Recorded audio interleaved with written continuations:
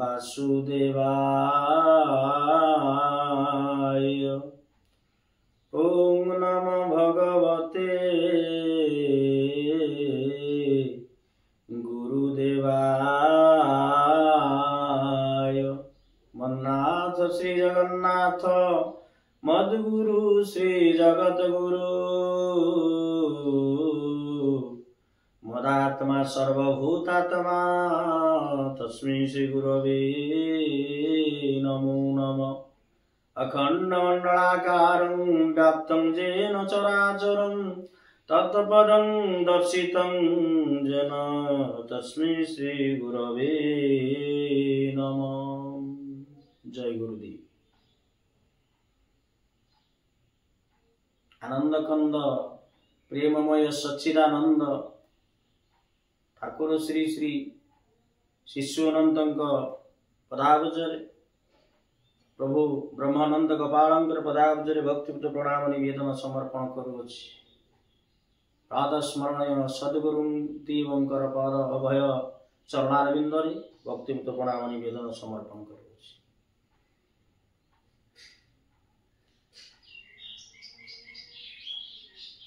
23 अध्याय आम श्रवण करथिले भगवान ये जो पाप बा दरिद्र बा सब बेले धनलोभी अर्थ रोजगार करी जीवन को अतिवाहित करुचे केमिति मुक्ति पाइबा उद्धव पचारिछंती। कृष्ण उत्तर देले। वृक्षरोपण विभिन्न कथा कहले। इति 24 अध्याय 24 अध्याय आज पचारुछंती सेई भगवान कृष्णंकर परम शिष्य ज्ञानी भक्त उद्धव प्रभु ये माघ स्नान आउ कौन फल अच्छी माघ स्नान कले कौन हुए ये कथा मत कहतु। प्रभु द्वारिकाधीश आज कृष्णचंद्र कहउछंती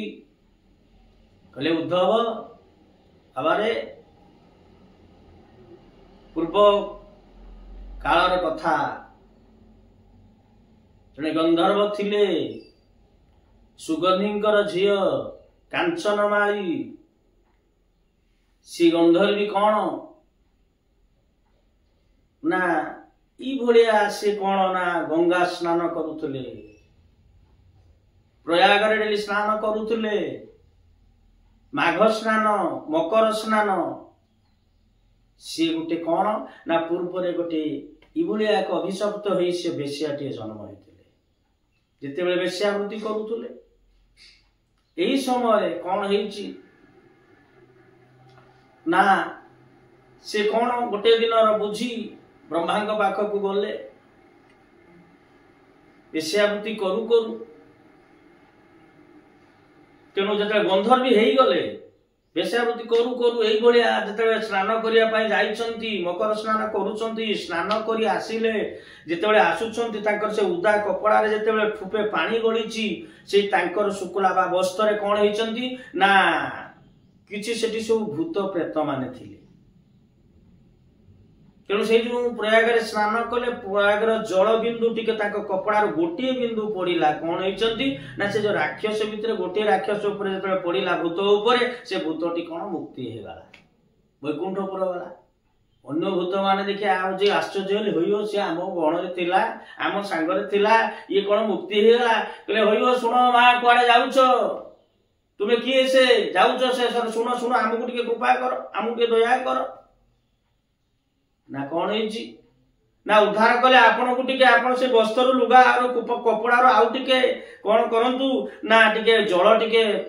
चुपुड़ी दियंतु बा जल पड़िला आम मुक्ति हो जावा। ये शुणिले अबाक गले जहाँ से पुणी कपड़ा को चुपुड़े जो चुपुड़ी देले पानी पड़ा किसी भूत माने मुक्ति हो गले से जो स्नान फल 3 दिनर पुण्य दान कले अनेक भूत प्रेत को से उद्धार कले मुक्ति हो गले। तेणु यही जाऊ जाऊ दिन मन में गोटे वितृष्णा आसला कहला मुझे वेश्यावृत्ति कली କରି ମୋ ଜୀବନ ଲୋକ ଏମିତି ମାନେ ଚାଲିଗଲା ଜୀବନଟା ଆଉ ଦେହ ରଖି ଯେତେବେଳେ ବାର୍ଦ୍ଧକ୍ୟ ଆସିଲା ଆଜି ରୂପ ଯୌବନ ଅପୂର୍ବ କାନ୍ତି ଦେଖି ସମସ୍ତେ ଗାଁର ଲୋକମାନେ ସମସ୍ତେ ଆସକ୍ତ ହେଲେ ଏଇଭଳିଆ ସେ କହୁଛନ୍ତି ମୁଁ ଏଇ ବେଶ୍ୟାବୃତ୍ତି କରି ଅନେକ ଟଙ୍କା ପଇସା ଧନ ରତ୍ନ ଆଜି ରୋଜଗାର କରିଛି ରହିଛି ଏବେ ବାର୍ଦ୍ଧକ୍ୟ ଆସିଲା ପରେ ବୈରାଗ୍ୟ ଆସିଲା କହିଲା ଆଉ ଜୀବନ ରଖି ଦେହଟାର ମୂଲ୍ୟ କଣ ଅଛି ତେଣୁ ଶେଷରେ କଣ ମନ ଦୁଃଖରେ ବସିଛନ୍ତି ଗଲେ ଚତୁର୍ମୁଖ ବ୍ରହ୍ମା ଅଷ୍ଟ ଆଖି ଆଠ ଆଖି ବିଶିଷ୍ଟ ସେଇ ବ୍ରହ୍ମାଙ୍କର ଚାରି ମସ୍ତକ ଏଠି ଚାରି ମସ୍ତକ ଯୋଉ କଥା କହୁଛନ୍ତି ଧର୍ମ ଜ୍ଞାନ ସେ କହୁଛନ୍ତି କର୍ମ ଜ୍ଞାନ ଭକ୍ତି ଯୋଉ କଥା ଅଛି ଧର୍ମ ଅର୍ଥ କାମ ମୋକ୍ଷ ଚାରି ତେଣୁ ଯାହା ହଉ ଏଇ ଯୋଉ ଚାରି ତତ୍ତ୍ୱ ଯେ କଥାଟି ବ୍ରହ୍ମା ଚତୁର୍ମୁଖ ବ୍ରହ୍ମା ତେଣୁ ସେ ଚାରି ଜଣ କଣ ନା ଆଜି କଥା ହଉଛି କଣ ଯେତେବେଳେ କହୁଛନ୍ତି ପହଞ୍ଚି ଗଲେ ଆଜ୍ଞା ମୁଁ ଏମିତି ଭୁଲ କରିଛି କଣ କଲେ ମୁଁ ମୁକ୍ତି କହିବି ଏ କଥା ଚିନ୍ତା କରି ଯେତେବେଳେ କହିଲେ ତୁମେ କଣ ମକର ସ୍ନାନ କର ସେଇଠୁ ସେ ମକର ସ୍ନାନ କଲେ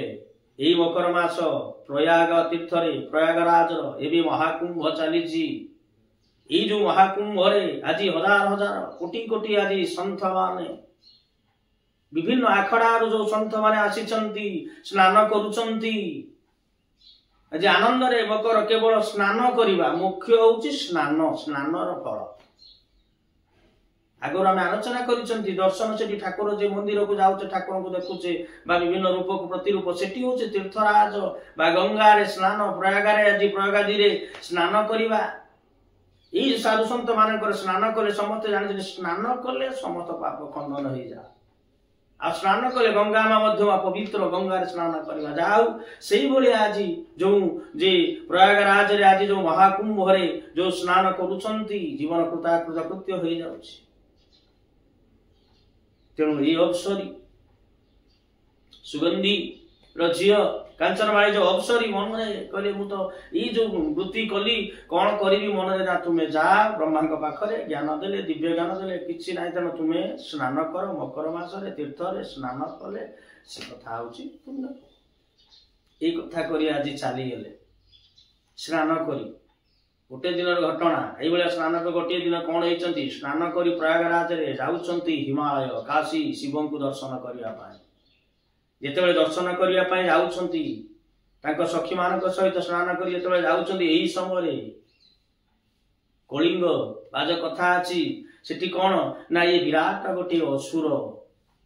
ମୟ ଦୈତ ମୟ ନାମକ ଏକ ଦୈତ ତେଣୁ ସିଏ କଣ କରୁଛନ୍ତି ନା ଆଜି ସିଏ ସେଠି ଦେଖିଦେଲେ ଏ ଅବସରକୁ ଦେଖିଦେଲେ ପଚାରିଲେ ତମେ କିଏ ରାକ୍ଷସ ଜଣକ ପଚାରିଛନ୍ତି ମୟଦାନବ ତୁମେ କିଏ ସେ ତେଣୁ ଯେତେବେଳେ ଦେଖିଦେଲେ ରାକ୍ଷସ ତେଣୁ କଥା ଇଏ ତ ଟିକେ ଭୟଭୀତ ହେଇଗଲେ ତଥାପି କହିଲେ ତୁମେ କିଏ ତମର ପରିଚୟ କଣ ଇଏ ଦିବ୍ୟ ସୁନ୍ଦରୀ କାନ୍ତି କୁଆଡେ ଯାଉଛ କଣ କଥା ନା ମୁଁ ଏଇ ପ୍ରୟାଗରାଜରେ ସ୍ନାନ କରି ଏବେ ଯାଉଛି କୋଉଠି ନା ଦେବଦେବ ସେ ହିମାଳୟକୁ ଦେବଦେବ ମହାଦେବ ଶଙ୍କର ଭଗବାନଙ୍କୁ ଦର୍ଶନ କରିବା ପାଇଁ ନା ତୁମେ କଣ କିଏ ତମର କଥା ତମ ବାପା କଣ ମା କିଏ ସୁମେଧା ନାମକ ଯେ ଗନ୍ଧର୍ବ ସୁମେଧା ତାଙ୍କର ଧର୍ମପତ୍ନୀ ସେ ହଉଛି ମୋ ବାପା ମୋ ମା ହଉଛନ୍ତି ସୁଗନ୍ଧି ଗନ୍ଧର୍ବୀ ମୁଁ ହଉଛି କାଞ୍ଚନମାଳୀ ତାଙ୍କର ଝିଅ କୁଆଡେ ଯାଉଛ ନା ମୁଁ ଏଇଭଳିଆ ଜୀବନ ବହୁତ ଅପରାଧ କରିଛି ତେଣୁ ସେଇ ତାହାରି ପାଇଁ ଏ ପ୍ରୟାଗରାଜରେ ସ୍ନାନ କରି ମୁଁ ଏବେ ଯାଉଛି ମକର ସ୍ନାନ କରି ଯାଉଛି ଦେବଦେବ ଭଗବାନ ଶଙ୍କର ଭଗବାନଙ୍କୁ ଦର୍ଶନ କରିବି ଶୁଣିଲେ ମୟଦାନବାକୁ ଶ୍ରବଣ କଲେ ଶ୍ରବଣ କଲା ପରେ ପୁଣି କଣ କରୁଛନ୍ତି କହିଲେ ଅହଭାଗ୍ୟ କହିଲେ ମୁଁ ଆପଣଙ୍କୁ ଦେଖା କଲି ଦର୍ଶନ କଲି ମୋର ପୁଣ୍ୟ ହେଇଗଲା ମୋର ବହୁ ଅପରାଧ ପାପ ନଷ୍ଟ ହେଇଗଲା କେତେ ପୁଣ୍ୟ କରିଛ ସ୍ନାନ କରି ଯାଉଛ ମୋ ଜୀବନରେ ମୁଁ ମଧ୍ୟ କିଛି ଭୁଲ କରିଛି ତେଣୁ ତମକୁ ଦେଖିକି ମୋର ଦର୍ଶନ ମାତ୍ରେ ଯୋଉଟା ଶ୍ରୀମଦ ଭାଗବତ କହନ୍ତି ସ୍ତ୍ରୀ ଚଣ୍ଡାଳ ନିଚ ଜନି ଏମାନେ ଯଦି ସାଧୁଙ୍କୁ ଦର୍ଶନ କରନ୍ତି ଦେଖନ୍ତି ତେଣୁ ତାଙ୍କର ପାପ ଖଣ୍ଡନ ହେଇଯାଏ ଆଜ୍ଞା ଆମେ କହୁନେ ଭାଗବତ ଶାସ୍ତ୍ର ଏଠି ମଧ୍ୟ ସେଇ ଭଗବାନ ଦ୍ୱାରିକାଧୀଶ କହୁଛନ୍ତି କହିଲେ ହେ ଉଦ୍ଧବ ଆଜି ମୟଦୈତ ଦେଖିଲା ପରେ କହିଲେ ତୁମେ ସ୍ନାନ କରିକି ଯେହେତୁ ତୀର୍ଥରାଜ ପ୍ରୟାଗରାଜ ସ୍ନାନ କରିକି ମାଘ କୁମ୍ଭ ମାସରେ ଯାଉଛନ୍ତି ତେଣୁ ଆମେ ଯାଇ ନ ପାରିଲେ ମଧ୍ୟ ସେଇଠି ତମକୁ ଦର୍ଶନ କରି ମୋର ଅନେକ ଅହଭାଗ୍ୟ ଆପଣଙ୍କୁ ଦର୍ଶନ କଲି। ତତ୍ପରେ କହିଲେ ତୁମେ ଯାଉଛ କୁଆଡେ? ଏଟା ଦିନକର ଘଟଣା। ସେ କହୁଛନ୍ତି ମୋ ଜୀବନଟାର ଅତିବାହିତ ଏମିତି ହେଇଗଲା। ଯେତେବେଳେ ଯାଉଛନ୍ତି ଏହି ସମୟରେ ଭଗବାନ କୃଷ୍ଣଚନ୍ଦ୍ର ଆଦି ଦ୍ୱାରିକାଧୀଶ କହିଲେ, ହେ ଉଦ୍ଧବ ଶୁଣ, ଆଉ ଗୋଟିଏ କଥା ଉପାଖ୍ୟାନ ଶୁଣ, ଦିନକର ଘଟଣା। ଆଜି ଅହଲ୍ୟା କଣ ଦିବ୍ୟ ସୁନ୍ଦର, ଦେଖିବା ପାଇଁ ଦିବ୍ୟ ସୁନ୍ଦର। ଏ ଅହଲ୍ୟାର ଆଜି ଦିବ୍ୟ ରୂପକୁ ଦେଖିବା ପାଇଁ ଯେତେବେଳେ ଦେବରାଜ ଇନ୍ଦ୍ର ଦେଖିଦେଲେ ଏ ଅପୂର୍ବ କାନ୍ତି, ତେଣୁ ଦେଖିଦେଲା ପରେ ତେଣୁ ମନରେ ଆଜି ଦେବରାଜ ଇନ୍ଦ୍ର ଚାହୁଁଛନ୍ତି କେମିତି ମୁଁ ସେ ଅହଲ୍ୟା ସହିତ ସହବାସ କରିବି, ତାଙ୍କର ରୂପ ଯୌବନକୁ ଭୋଗ କରିବି। ଆଜି କହୁଛନ୍ତି। ତେଣୁ ଦେବରାଜ ଇନ୍ଦ୍ର କଣ କଲେ ନା ଲୁଚି ରହିଲେ, ଘର ପାଖରେ ଲୁଚିକି ରହିଲେ। ଏ ଦିବ୍ୟ କାନ୍ତି ଦେଖି ସାରିଲା ପରେ ଆଜି ଯେତେବେଳେ ସ୍ନାନ ଋଷି ସ୍ନାନ କରିବା ପାଇଁ ଯାଇଛନ୍ତି, ଏହି ସମୟରେ ଆଜି ଦେବରାଜ ଇନ୍ଦ୍ର ଆସି ଆଜି କହୁଛନ୍ତି, ଆଜି ସ୍ନାନ କଲା ପରେ ଆସିଲେ, ଆଜି କଣ କରୁଛନ୍ତି, ସେ ନଦୀ ପାଖରେ ଝରଣା ପାଖରେ ଲୁଚି ଜଙ୍ଗଲରେ ରହୁଥିଲେ। ଏହି ସମୟରେ କଣ ନା ଅହଲ୍ୟା ପାଣି ନେବା ପାଇଁ ଆସିଛନ୍ତି, ଜଳ ନେବା ପାଇଁ ଆଶ୍ରମକୁ ଗଲେ, ଋଷି ତପସ୍ୟା ତର୍ପଣ କରିବେ, ପୂଜା ଅର୍ଚ୍ଚନା କହିବେ, ଯୋଉ ଆଶ୍ରମର ଯୋଉଟା ରହିଛି ଆହ୍ନିକ କରିବେ। ତେଣୁ ଯେତେବେଳେ ଜଳ ନଉଛନ୍ତି, ଦେବରାଜ ଇନ୍ଦ୍ର ଆସିଲେ, କହିଲେ ମା, ଯେ ସେ କହୁଛନ୍ତି ମା କହିନାହାନ୍ତି, କହିଲେ ମତେ ମୁଁ ଆପଣ ଯଦି ମତେ ନ ବଞ୍ଚେଇବେ ମୋର ଏଇଠି ମୃତ୍ୟୁବରଣ ହବ, ମୁଁ ମତେ ଆତ୍ମହତ୍ୟା କରିବି। କଣ ନା ମୁଁ ଆପଣଙ୍କର ରୂପ ଦିବ୍ୟ ଯୌବନକୁ ଦେଖି କାମରେ ଲାଳାୟିତ ହେଇଛି, ମତେ ଆପଣଙ୍କୁ ବା ରତି ସୁଖ ଦେଇ ଜୀବନକୁ ସାର୍ଥକ କରନ୍ତୁ, ନହେଲେ ମୁଁ ଏଇଠି ମୃତ୍ୟୁବରଣ କରିବି। ଯେତେବେଳେ ମାଗିଛନ୍ତି ସୁରତି ତାହାକୁ ଅହଲ୍ୟାକୁ, କହିଲେ ହଇଓ ତୁମେ ଦେବତା ମାନଙ୍କର ରାଜା, ତୁମ ଦେବରାଜ ଇନ୍ଦ୍ର, ଏଇ ଖରାପ କଥା କେମିତି କହୁଛ? ମୁଁ ହଉଛି ଅହଲ୍ୟା ଋଷି ରାଜଙ୍କର ଯୋଉ ଧର୍ମପତ୍ନୀ ସହପତ୍ନୀ, ତୁମେ ଗୁରୁଙ୍କର ପତ୍ନୀକୁ ହରଣ କରିବ, ଅପରାଧ କରୁଛ। ରାଗିଲେ ଅହଲ୍ୟା, କହିଲେ ତୁମେ ଯଦି ନ ରଖିବ ମୋ ଜୀବନ ମୁଁ ସେଠି ସାର୍ଥକ କରିବି, ମୃତ୍ୟୁବରଣ କରିବି। ଏଇ କଥା କହିଲେ। ତେଣୁ ଅହଲ୍ୟା ଆଜି କଣ କଲେ, ରାଗି ତାଙ୍କୁ ତାତ୍ସଲ୍ୟ କରି କହିଲେ, ଗୁରୁପତ୍ନୀକୁ ହରଣ କଲେ ମହା ଅପରାଧ। ତେଣୁ ଏଇ କଥା କହି ତୁମେ ପୁଣି ଦେବତାଙ୍କର ରାଜା ଶ୍ରେଷ୍ଠ, ଇ ନିଚ ବୁଦ୍ଧି ନିଚ କୁ ଯେ କଥା ଆସୁଛି କଣ ମହା ନରକଗାମୀ ହବ। ଏଇ କଥା କହିଲେ, ରାଗିଲେ ଅହଲ୍ୟା। ତେଣୁ ଗୌତମ ମୁନିଙ୍କର ପତ୍ନୀ ଧର୍ମପତ୍ନୀ, ତେଣୁ ଗୌତମ ଋଷିଙ୍କର ପତ୍ନୀ ଏଇ କଥା ଯେତେବେଳେ ହେଲା, ରାଗି ସେ ଫେରିଲେ। କିନ୍ତୁ ଦେବରାଜ ଇନ୍ଦ୍ର ମନେ ମନେ ଚାହୁଁଥିଲେ କେମିତି ମୁଁ ତାଙ୍କ ସହିତ ଏଇ ଦିବ୍ୟ ରୂପ, ସେ ସୁନ୍ଦର ରୂପକୁ ଦେଖି ମୁଁ ତାଙ୍କ ସହିତ ସହବାସ କରିବି। ଏଇଭଳିଆ ଲୁଚି ଲୁଚି ଛଦ୍ମ ବେଶରେ ବହୁ ଦିନ ରହିଲେ। ଦିନକର ଘଟଣା। ଆଜି ଗୌତମ ଋଷି ଯାଉଛନ୍ତି ଆହ୍ନିକ କରିବା ପାଇଁ, ଯେତେବେଳେ ଝରଣାକୁ ଯାଉଛନ୍ତି, ଏପଟେ କଣ ହେଇଛନ୍ତି ନା ଅହଲ୍ୟା ଆଜି ଥାଆନ୍ତି ଘରେ, ପହଞ୍ଚିଲେ ଛଦ୍ମ ବେଶରେ। କହିଲେ ଆଉ ତ ଏଇ କଣ ସତ କଥା ବା ଯେତେବେଳେ କହିଲେ ହେଲାନି, କହିଲା ଛଦ୍ମ ବେଶ ଧାରଣ କରିବି, ତେଣୁ କପଟ ଛଳନା କରିବି। ତେଣୁ ଏଇ ଯୋଉ ଛଳନା ଆଜି କରି ନିଜକୁ ନିଜର ଶରୀରକୁ ଆଜି ସେ ଗୋପ୍ୟ କଲେ, ଗୁପ୍ତ କଲେ। ଗୁପ୍ତ କରି କଣ କରୁଛନ୍ତି ନା ଗୌତମ ଋଷିଙ୍କର ଛଦ୍ମ ବେଶକୁ ଧାରଣ କଲେ। ଆସି ପହଞ୍ଚିଗଲେ, କବାଟ ଖୋଲିଲେ। ଅହଲ୍ୟା କହୁଛନ୍ତି ସ୍ୱାମୀ ସ୍ନାନ କରିବା ପାଇଁ ଯାଇଥିଲେ, ହଠାତ୍ ଫେରି ଆସିଲେ। ଯେତେବେଳେ କହିଛନ୍ତି ଇଏ ଛଦ୍ମବେଶୀ ସେଇ ଗୌତମ ଋଷି ବା ଦେବରାଜ ଇନ୍ଦ୍ର ଆଜି କହୁଛନ୍ତି, କହିଲେ ପ୍ରିୟ ମୁଁ ଝରଣାରେ ଦେଖିଲି ଦେବକନ୍ୟା ଗନ୍ଧର୍ବ ମାନେ ଆଜି କଣ କରୁଛନ୍ତି ନା ତାଙ୍କର ଯେତେବେଳେ ଲୀଳା କରୁଛନ୍ତି, ତାଙ୍କର ରୂପ ଯୌବନ, ତାଙ୍କର ଜଙ୍ଘ ଜାନୁ ସବୁ ଦେଖିଲା ପରେ କାମାସକ୍ତ ହେଲା, ମନରେ କାମ ଜାଗ୍ରତ ହେଲା। ମୁଁ ସ୍ନାନ ଛାଡ଼ି ଦେଇ ପଳେଇ ଆସିଲି। ତେଣୁ ଏହି ସମୟରେ ମୁଁ ସହବାସ ତୁମ ସାଙ୍ଗରେ କରି ପ୍ରତିକ୍ରିୟା କରି ମୁଁ ସ୍ନାନ କରିବା ପାଇଁ ଯିବି। ଯେତେବେଳେ ଏଇ କଥାଟି କହିଛନ୍ତି, ଲାଜରେ ଆଜି ଅହଲ୍ୟା ମୁହଁ ତଳକୁ କରିଦେଲେ, ମୁହଁ ତଳକୁ ପୋତିଦେଲେ। तेणु सम्मति मौने सम्मति लक्षण तेणु जहा हूँ सी कौन कले बोले स्वामी जिते आसुच्च स्वामी को इच्छा आउ कौन करवा तेणु मनरे आ कि कहले कहते समयटा ठीक नुह ये जो प्रातः समय जो कथाटी तेणु तुम स्नान करते जाऊल फेरुच ना मुझे रूप यौवन को देखी मनरे कामासक्त है मुझे फेरी आसिली तेणु जहा हूँ सी मौन रही जिते देवराज छद्मवेशी आज गौतम कौन कले कौन कर ऋषि स्वरूप जो छद्मवेशी देवराज इंद्र आज अहल्या सहित सहवास है मिलन है चुंबन मुखरे चुंबन देले प्रतिक्रिया कले आनंद यही समय प्रतिक्रिया करू करू यही समय आसीगले कबाट ठक ठक कले पानी जल दियो गौतम मानु जे ऋषि आज कहउचंती डाकुचंती अहल्या कबाट खुल तेणु ये जो कथा होची सहवास होउतला छटापट उठिले ये कौन कथा देवराजेन्द्र भयभीत हो गले छद्मवेश जिते थिले ये अहल्या देखुचन ये किए तेबे मत डाकुचंती स्वामी ये किए छद्मवेश तेणु भयभीत प्रकम्पित हो गले दुई जन शरीर आज कंपुची थरुची भय भयभीत हो आज कौन करुछंती देवराजेन्द्र भयभीत हो जाए गोटे बिलेई मार्जार से गोटे बिलेई हो गले तेणु सेपटे कौन कबाट खुल जिते खोलीदेले ये भयभीत भी थरुचंती कबाट खोलिला पर देवराजेन्द्र झरका बाट देकी माने बिलेई रूप होगी बाहरी गले जिते बाहरी जाइचंती ऋषिराज जाने किए एमती शब्द होला से कबाट सेपटे गला किए कबाट जे शब्द आवाज है गला किए से आज कहूना कि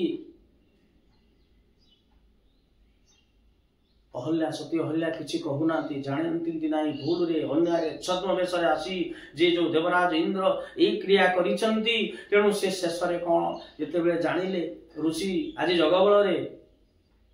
जानिले गौतम ऋषि ये देवराज इंद्र आसिला जोग बल जानी पारिले मोर सतीत्व जेहेतु सती स्त्री को आज कौन करिसंती ना तांकू जी सहित सहवास करी अपवित्र करिसंती देवराज इंद्र रागी गले गौतम ऋषि रागी जाई कौन करुचंती अभिशाप देले होइयो देवराज इंद्र तू देवतांकर इंद्र हेइच समस्तंकर राजा हेइ साला परे तुमे एई भलिया आज गुरुपत्री हरण करूछ तेणु तुमको मु अभिशाप दउची जो मन नहीं तुमे आसीथिलो जा तुमर सहस्र जनी हेइ जाऊ अभिशाप देले जेते बेले ऋषि अभिशाप देइचंती तेणु देवराजंकर जो अंडकोश थिला अंड सब नष्ट हो गला सब जोनी हो गला देह रोगणा है कि देह सारा खाली जोनी जेते बेले जोनी हो गला नारी जोनी तेणु से जोनी जेते बेले हो जाइछि ई कथा कहउचंती कि द्वारिकाधीश कृष्ण आज कहउचंती का उद्धव को एपटे से जो राक्षसी जे गंधर्वी कांचनमाली आज कहउचंती से मयूरानव को जे कथाटी एई भलिया पूर्व अध्याय जे जे जीवन रे एई भलिया अभिशप्त हला परे केमिति किपरि मुक्ति हेचंती तेणु विषय वस्तु एटी रखिबा तेणु आज जाहु से गौतम ऋषि अभिशाप देले सी सहस्र जोनी कौन हो गले देवराजंकर देह इंद्र रे इंद्रक देह आज जोनी हो गला तांकर अंडकोश रहिलानी पुरुषत्व आ रहिलानी नारी जोनी हेकी देह सारा आज जोनी तो हे ये हूँ 24 अध्याय भगवान कृष्ण द्वारिकाधीश आज कृष्ण कहउछंती उद्धव को तत्परे 25 अध्याय में श्रवण करबा जेतले जनी हेले जे तापर केमिति देवराज इंद्र बा मुक्ति हेचंती बा कोन करी तेणु एठी मोटामोटी भाव रे कहिले प्रभु जे ये जो माघ मास रे मकर स्नान करले आज से गंधर्वी जे बेश्यावृत्ति करुतला से मध्य मुक्ति हे ई कथा को श्रवण करी महोदय से कहले अभाग्य जे राक्षस मान तो मुक्ति हेले तेणु तुमको दर्शन करी मोर मुक्ति दर्शन मान आसंतु नामटी करी कथा को विश्राम दवा पुणी आगामी अध्याय से कथा आलोचना करवा 25 अध्याय किपरि भाव सी तार अव्यक्त लीला बा देवराज इंद्र जनियुक्त हला परे अभिशप्त हला परे किपरि मुक्ति है श्रीमन्नारायण नारायण नारायण श्रीमन्नारायण नारायण